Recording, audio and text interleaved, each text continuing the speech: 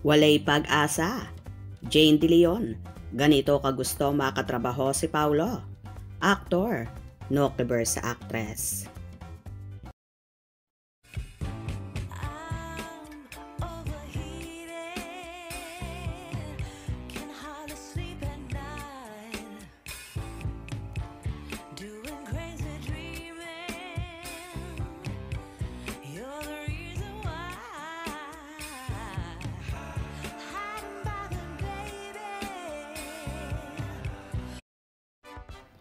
Dahil sa naganap na Christmas Special 2025 ng Kapamilya Network, muling nabuhay ang usapin at video kung saan sa nagdaang interview sa kapamilya actress na si Jane De Leon kung sino daw ang crush at gustong makatrabaho. Iisa lang ang sagot niya, si Paolo Avellino, at halos magmakaawa na siya na makatrabaho ang aktor. If hindi ko siya makakatrabaho this year, I think malabo this year.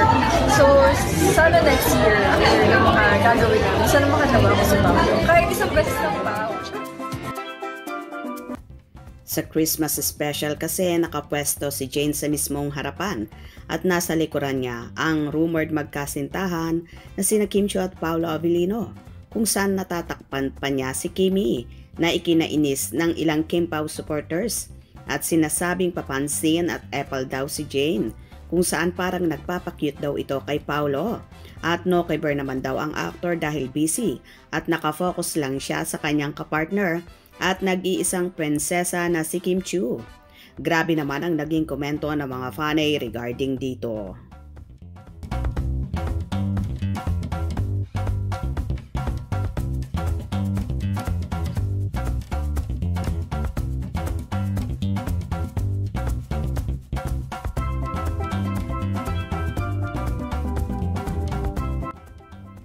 Pagbigyan na kaya, baka nga may chemistry. Maganda din si Jane De Leon eh. Pangit na si Jane. Pwede ikaw na lang, baka may chemistry kayo. Bakit? Na ibang lips at ilong. Mas okay pa ang face niya noon. Nako, halos wala na siyang project dahil hindi pala maganda ang ugali. Sayang, gusto ko pa naman siya noong nakasama siya ni Eko sa teleserye bilang kapatid ni Eko. Pero noong nagparitoke, nag-attitude daw. Kaya limited na ang projects niya. Naku, ang daming retoke niyan. Kaya gumanda. Wag na uy. Ikaw na lang kaya. Ha ha ha ha. Hindi. Mahulog si Pao sa may attitude. True, at hindi mahilig si Pao sa di. Chinita. Ang gusto ni Pao, may dimple. Oo nga po, nalalo siyang aayawan ni Pao. Kasi siya pa yung parang Wow. Lakas ng loob magsabi. Sa panahon natin ngayon, iba na eh. Noon mahiya tayo magsabi sa mga lalaki na ganun. Pero, movie lang naman yan. Depende naman kay Pao if ok siya. Pero ako, gusto ko Kim Pao. Oo, parang walang isip. Sabihin ng ganun, kahiya ka. Ha ha ha ha.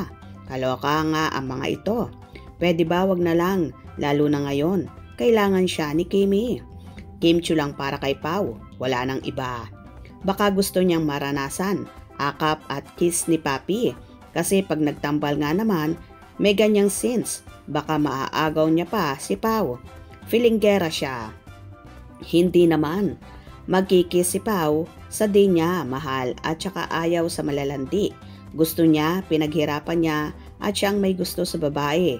Kimi lang yon. Ha ha ha ha.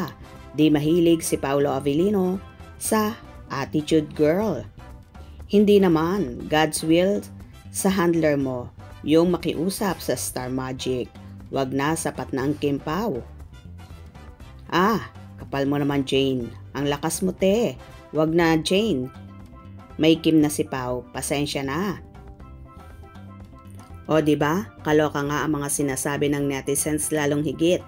Ang solid Kim Pao at ayaw na ayaw nilang makatrabaho ni Paolo, si Jane. Eh kung si Paolo kaya ang tatanungin, gusto nga kaya ba niyang makatrabaho ang kapamilya actress na ito?